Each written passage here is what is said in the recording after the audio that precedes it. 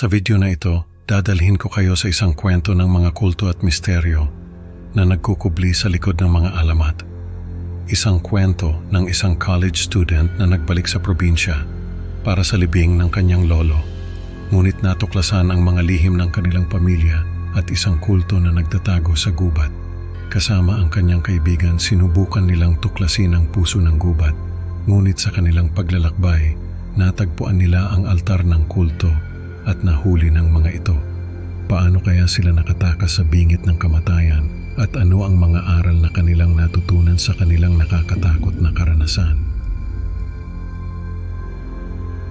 Alam ko na may mga listeners na hindi gusto yung mga kulto stories, pero sana pakinggan nyo pa rin ito kasi sa tingin ko may mapupulot kayong aral dito.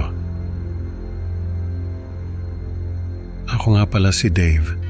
College student ako sa isang university sa Maynila. Pero tubong probinsya talaga ako. Hindi ko na lang babanggitin kung saan. Kasi baka makasama pa sa mga kamag-anak ko na naiwan doon. Nakauwi ako sa amin noong nakaraang taon kasi namatay yung lolo ng tatay ko.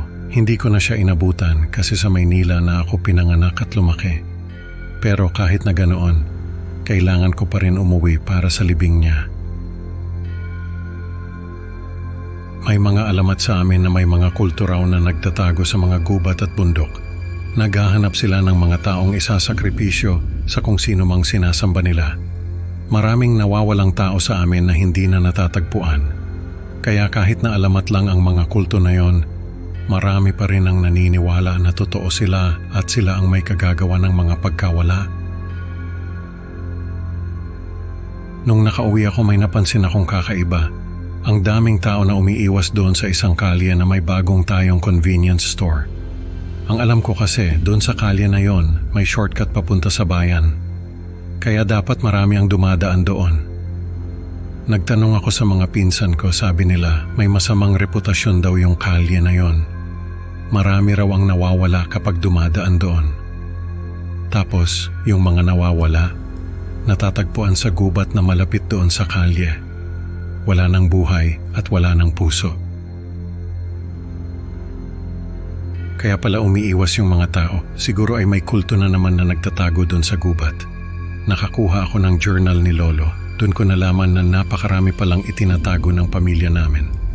Halos lahat ng nakasulat doon sa journal ay tungkol sa mga alamat at mga kwento, tungkol sa mga libingan na kami lang ang nakakaalam. Kami raw ang tagapagtago ng mga lihim na iyon. Kaya naman pala naisip ko na baka alam ni Lolo kung nasaan yung kulto na nagtatago sa gubat na malapit doon sa kalye. Doon sa journal niya nabanggit niya na yung puso ng gubat ay ang lugar kung saan nagaganap ang mga ritual ng kulto. Ang ibig sabihin ng puso ng gubat ay yung pinakasentro ng gubat. Kapag natagpuan mo yung lugar na yon, makikita mo ang mga bakas ng kulto. Ang naisip ko, kung matatagpuan ko yung puso ng gubat, makakahanap ako ng ebidensya para mahuli yung mga kulto. Magiging bayani ako at siguro ay makikilala ako ng buong bayan namin. Kaya isang gabi, niyaya ko yung best friend ko na si Nico. Pumayag naman siya kasi sabi niya, matagal na raw niyang gustong patunayan na totoo ang mga kulto. Nagdala kami ng mga flashlight, kutsilyo at mga cellphone. Sinabi ko kay Nico na dapat ay magkasama kami lagi. Kapag nagkahiwalay kami, kailangan bumalik kami sa lugar kung saan kami naghiwalay para hindi kami mawala. Pumasok kami sa gubat. Madaling hanapin yung mga bakas ng kulto. May mga nakaukit sa mga puno na hindi namin maintindihan. May mga bungo at buto ng tao na nakasabit sa mga sanga. Nanginginig na kami sa takot ni Nico, pero tuloy pa rin kami. Nakakarinig kami ng mga boses, hindi namin alam kung saan nanggagaling. Tapos, may mga nakikita kaming mga multo na naglalakad sa paligid. Mga kaluluwa siguro ng mga taong pinatay ng kulto. Hindi na namin alam kung gaano kalayo yung nalakad namin. Pero sa wakas, natagpuan din namin yung altar na gawa sa mga buto at bungo ng tao. Nakakatakot siya tignan. Sabi ko kay Nico, tama si Lolo. Totoo ang alamat tungkol sa puso ng gubat. Totoo ang mga kulto. Nakahanap na kami ng ebidensya. Pero bago pa kami makaalis, may mga lalaking dumating. Piniringan nila kami. Dinala nila kami sa isang kuweba. Doon nila tinanggal yung piring namin. May altar din doon. Tapos, may mga nakatayo sa paligid na nakasuot ng mga itim na robe. Sabi ko sa sarili ko, tapos na ang lahat. Papatayin kami para isakripisyo sa kung sino man ang sinasamba nila. May matandang lalaki na lumapit sa amin. Sabi niya, matagal na raw nilang alam na may sumusunod sa kanila, kaya naghanda sila para sa amin. Tapos, tinuro niya si Nico. Sabi niya, siya raw ang kukunin nila para isakripisyo. Tapos ako pakakawalan nila para sabihin sa lahat na may kulto nga na nagtatago sa gubat. Sabi pa niya, hindi raw sila matatakasan. Dahil kahit saan ako magpunta, mahahanap nila ako. Nagsimula na yung ritual nila. Sumisigaw si Nico pero wala akong magawa. Nakatingin lang ako habang kinukuha nila yung puso niya. Tapos, bigla na lang akong nakahanap ng lakas ng loob. Kinuha ko sa bulsa ko yung rosaryo na nakuha ko sa mga gamit ni Lolo. Sabi kasi niya sa journal niya, yung rosaryo raw na yon ay galing pa sa isang prayle. Kaya napaka makapangyarihan, hawak-hawak ko yung rosaryo. Tapos sumigaw ako.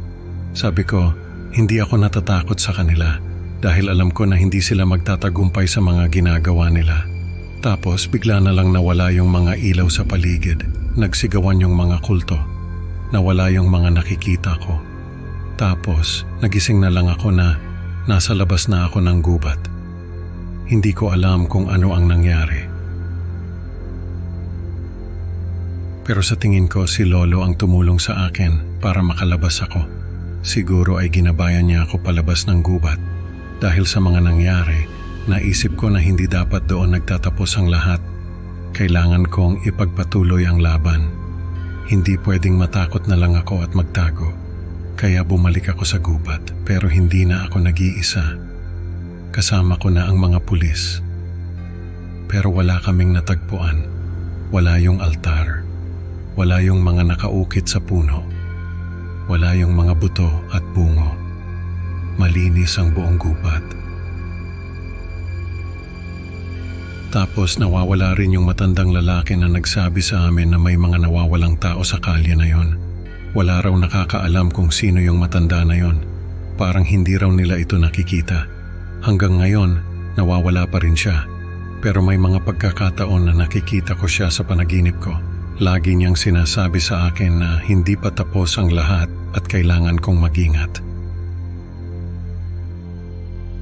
Sa kwento nating ito, natutunan natin na hindi lahat ng alamat ay katang-isip lamang. Salamat sa pakikinig mga kaibigan. Huwag kalimutang i-like at mag-subscribe para sa mas marami pang nakakakilabot na kwento.